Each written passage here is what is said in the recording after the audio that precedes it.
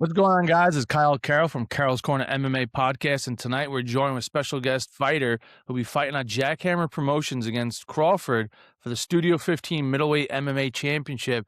Mychal Thorne, how are you doing today? I'm good. Everything is good, training.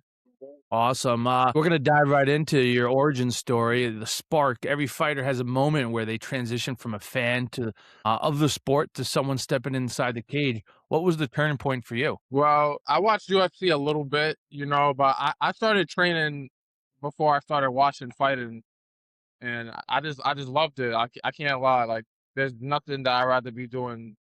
I love fighting, sparring. Even with my friends, those are like the best. But when I get in the cage, all you think about is the fight. So it's the only time I could get like in that now moment that this kind of ecstasy, kind of more. I love it. I love fighting. I can't imagine myself doing anything else. Awesome. And, do you remember the very first day walking into an MMA combat sports gym? What did that younger version of you think of when you were getting? What do you think you were getting yourself into when you walked in? I didn't think it would be anything, too crazy. I came from playing basketball, and it's a lot of people watching us there, and then fighting, it's a lot of people watching us, and the consequences obviously are more dire. But it's fun. It's all fun. Fighting is way too much fun to be like having like a like to be nervous, in my opinion. Like, it's so much fun, and I'm just here to fight the whole world, to be honest. Whoever wants to get it, they can get it. Awesome. And, balancing lifestyle, looking through your Instagram, you clearly value fitness, lifestyle outside of the pure grind. How do you balance being a martial artist with enjoying life and staying active on social media and just with your family and work and everything else? I don't. Everything goes into fighting. I love. And my family could come to the gym when they want. My all my friends are in the gym, and my coaches are like, those are my people. I'm with some of the best coaching right now, so I can't. Everything goes into fight. I just love fighting so much right now. It's the main event of my life right now. And after training, then I get to handle everything else. Go work, go talk to some of my family members. I got most of my family members actually involved in fighting now. I got four brothers. I got two Okay. sisters. So everybody loves fighting.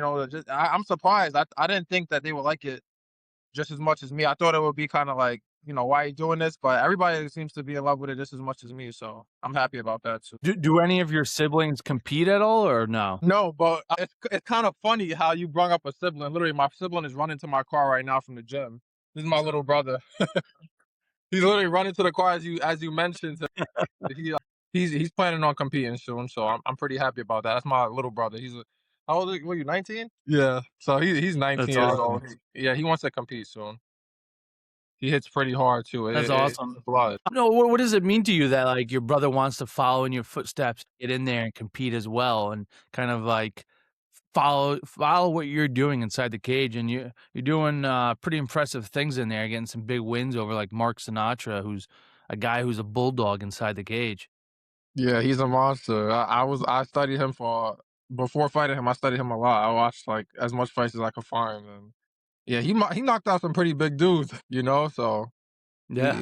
for my winning streak right now, it's just to keep it going and to just keep training harder and don't be like some people. They start winning and they like, yo, they could take a seat back. Like, I'm not taking no victory laps. I've been going harder. Every single one I ever got, they pushed me to my limits even more. So it's no laying back in this fighting game. It's too much fun, and I gotta take as much of it as I can. Absolutely, and, the Jackhammer Promotions run, we're talking about your winning streak. You've built momentum fighting under the Jackhammer Promotions banner with great performances at events like Fall Brawl 13 and the Beatdown 14. What do you love most about fighting in front of those regional crowds? It's exciting. What I love most about I don't really think about nothing else except the fight. To be honest, like I just want to fight. That's it.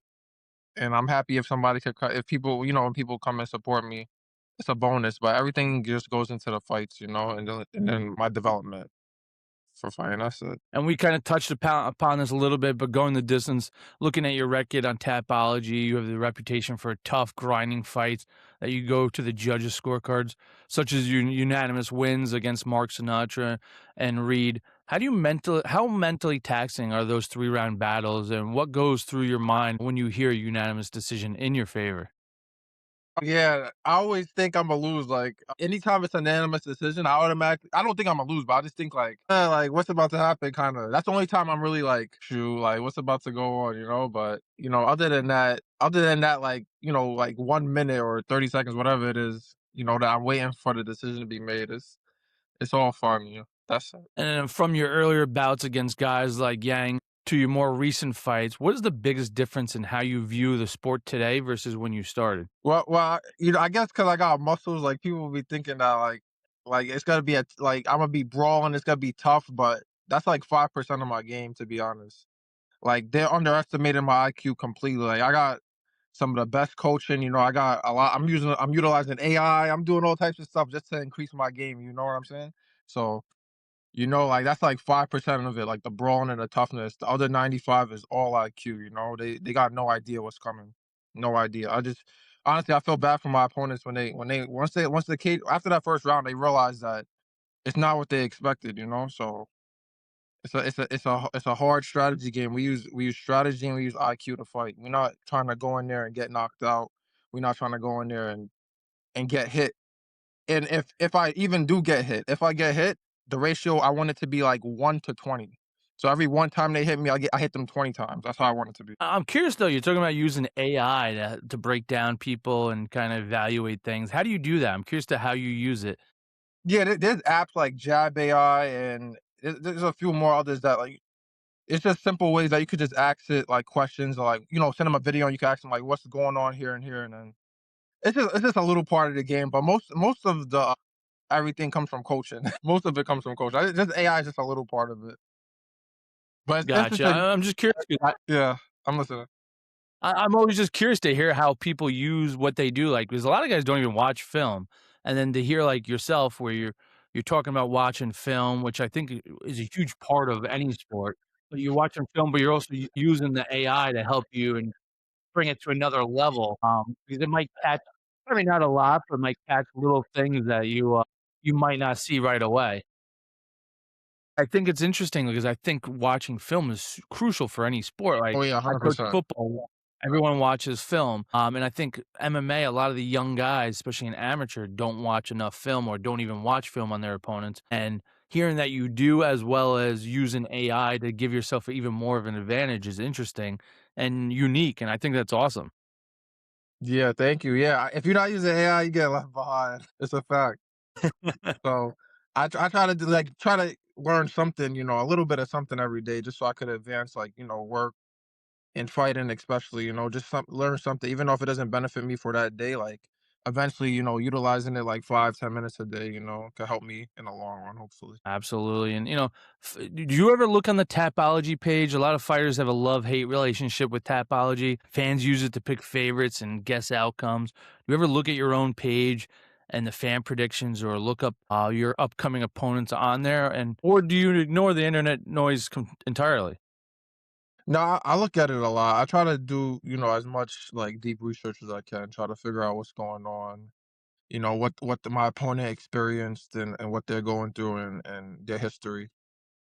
For myself, like, yeah, I try to see what people, what's going on, what they saying, what's like, what's the politicking about, But that's Yeah. about it. Yeah, I be on Tapology a lot. I see what people's records. I see what's going. Okay. Talking about weight cut, you've competed around middleweight, catch weight limits. Tell us a little bit about your relationship with the scale and what does your fight week nutrition and cut look like? Yeah, I had some pretty crazy cuts. Like I did like 15 pounds in one day. This is a big mistake. I learned the hard way. This is not a good idea. But usually it's been I haven't had like no crazy weight cuts. Like even that one, it didn't feel like it didn't drain me a lot. It's just after the fight, you gotta feel like kind of like I don't know if you ever noticed like my first couple fights, I was like I couldn't breathe like so, like that because and that was because of the weight cut. I have good cardio, but it's just the weight cut.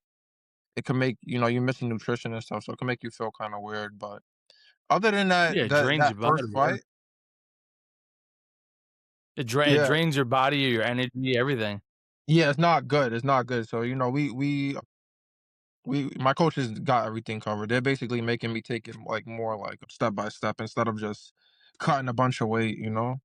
It's kind of Mhm. stupid to be honest. Tell us, I guess, after you make weight, you get on the scale, you make weight, and then what are you doing then? Are you getting a big meal? Are you just hanging out, relaxing, getting your mind Yeah, off it, I'm playing video games, doing something? immediately for well, at least my last week cuts, immediately I'm stuffing my face like a pig. Like I'm eating everything that you could think of. Yeah, no limits. And I'm just hydrated and I got a bottle of water with electrolytes next to me, like, taking all the nutrition that I can possibly just to get as big as I can before the fight. Yeah, but that's really it. Mhm.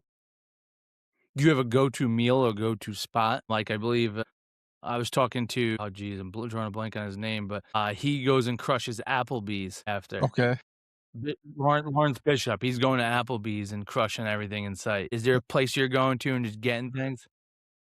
Not specifically, whatever's in the moment. Like right now, I'm in this last like 3, 4 months. I just been eating oxtail and pasta. Like so, that's probably what I'm gonna eat this week. I like to eat stuff and like it'll take me like 6 months to a year just to like get over the meal. Like I've been eating the same thing for a while. So yeah, that's probably what I'm gonna eat. Okay. Where I'm gonna get is home cooked food. It's from my family. I only like home cooked food. I don't really like outside like some halal places. That's really about it. Go Alright, check. alright. Huh, nice. No, MMA is a sport of extreme highs and lows. How do you protect your peace and maintain mental sharpness during a grueling fight camp? Just training as hard as I can. If I give it my all, then what could I can't say I can't tell myself anything that, you know. If I didn't give him my all, then I could be like, "Oh, like I didn't give him my all." Then you could dwell on that. But if you gave it your all, there's nothing to think about, you know. The best way to is to think clearly is to exhaust the body, in my opinion. So there's nothing to think about. You trained as hard as you can. What could you do? Yeah, absolutely, and, we've talked about game planning and stuff but now, like, versus instinct, when you step into the cage, how much of your performance is strictly followed the game plan, or how much is just reading the room and letting your hands do the talking? Well, that's a good question. That's something to think about. You know when you get in there, the person is gonna do they gotta make their own reads and you gotta adjust to that. And the game plan is very important because history just repeats itself. They just gotta do the same thing. You most of the time they gotta do the same thing that they did the last 3, 4 fights or whatever. So you have to watch out for that. And then you have to adjust at the same time too. So it's like 50-50. Okay. And then you got the modern fighter, the brand. Social media is crucial for fighters today to secure sponsors and get noticed. How intentional are you with building your brand online? And what advice do you have for other up and coming fighters who struggle with the social media side of the sport? Well, how I do it is, just I be selling my own product, CMOS. This is my main thing. I got it right here for me to drink. So I take it myself and I try to, just give back to the community by selling something that's good. So that's the main thing, just trying to build my own name and build my own products and use fighting to help me with it, along with it. I just do the best I can. Now you make that you said and you sell it yourself? Yeah, I make it myself. What is it exactly? So it's a seaweed from St. Lucia and it has 92 out of 102 minerals the body needs. It's because of this, a lot of the foods that we eat now, they don't have any nutrition. So when people take the sea moss, they Mhm. feel like a big boost. It boosts testosterone, it boosts your energy levels, it make you feel like you want to keep going, like it increases your strength. Like I sometimes people be sick and it'll get rid of their sickness. Like it's just so because you're getting all the nutrition that you need, it helps you a lot. So I be trying to, Okay. I be trying to push this because it's so good, and it helped me a lot. Now, how if someone wants to buy that or check it out, how can they find that? Do they email you, contact you on social media? How do they get some? You could go on my page on Instagram, and you could go on the link in the bio, and you could buy some right now. It's very good. We ship it out next day, so you should be getting it next day unless it's a business day. It'll take like 2, 3 days, but it's very Okay. good, and everybody should check it out. They should go to the link in my bio, and then it says for Thorn Foods. If you go to my bio, you go to Thorn Foods, and then in Thorn Foods bio, the link is to my CMOS. You can see my website. It's a professional website. Everything is. You can order what flavor you want. Everything is professional. That's awesome. All right, I'm gonna have to check that out later. Check what I it's all appreciate you about. for supporting Um, me. Thank you. absolutely. And next step for you, if you could If you could map out the perfect next 12 to 18 months of your career, what does it look like? Are we looking at more local dominance, a specific title shot, or a jump to a major platform slash professional? Yeah, for the next for the next couple months, it would just be getting as much fight experience as I can because I'm still brand new to this. I only got like 4 or 5 fights, so yeah, I got to keep getting more experience before I can make any crazy decisions. My coaches can make decisions.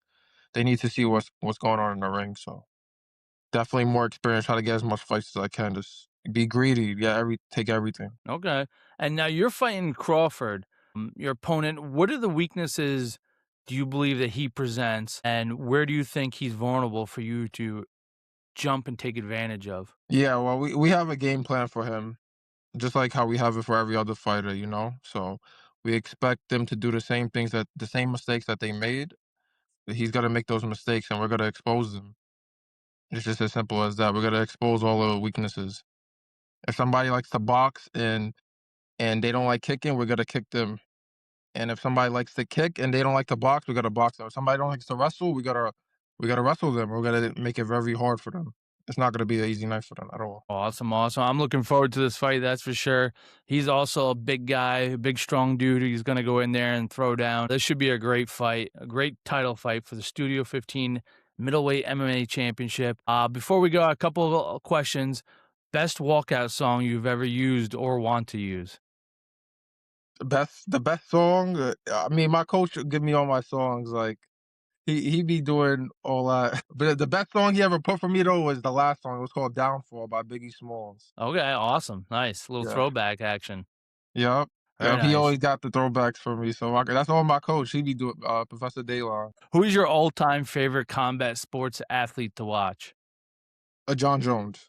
Well, old time. Yeah, John Jones. Awesome. John Jones is a beast. I remember watching him in the state finals in high school, and guy's a savage. Yeah. It's no surprise that he's done what he's done in his career. Yeah. What's 100%. one thing about you that nobody knows that you would like to share with everyone? Well, the main thing, sticking to fighting is just the fact that people think that it's got to be a tough fight, brawl fight because I got some muscle, a little bit of muscles, and they think it's got to be like a big, like something that whatever they made up in their mind. It's got to be a tough fight. Like no, it's got to be a strategic fight, and it's got to be tough. It's not just got to be going in there with my head down and trying to knock you out. It's got to be a high IQ, high level fight that Imma hit you with things that you didn't even know I could do. I got like 10 counters for your favorite move. So it's gotta be a lot of analyzing, and it's not gonna be whatever they think, it's not gonna be that. Prediction for the fight. How do you see it going down? I see me getting a TKO or a KO. Awesome. Well, I appreciate hopping on, taking the time. Ladies and gentlemen, Jackhammer Promotions, Fist of Fury 9, Sunday, June 28th, taking place. Fights start at 4 p.m. If you can't get there, which I hope you can, you want to witness this in person, contact Thorne for some tickets. Otherwise, you could call 631 or text 532-7887. And if you can't get there, hop on the jackhammerfights.com to watch the fights. I have the privilege to be able to commentate these fights once again. So make sure you hop on, check out the fights. Mychal Thorne, I appreciate you hopping on, taking the time, and I wish you the best of luck. Thank you so much. I appreciate you. Thanks for having me. Absolutely. This is Carol's Corner MMA podcast, and we're signing off.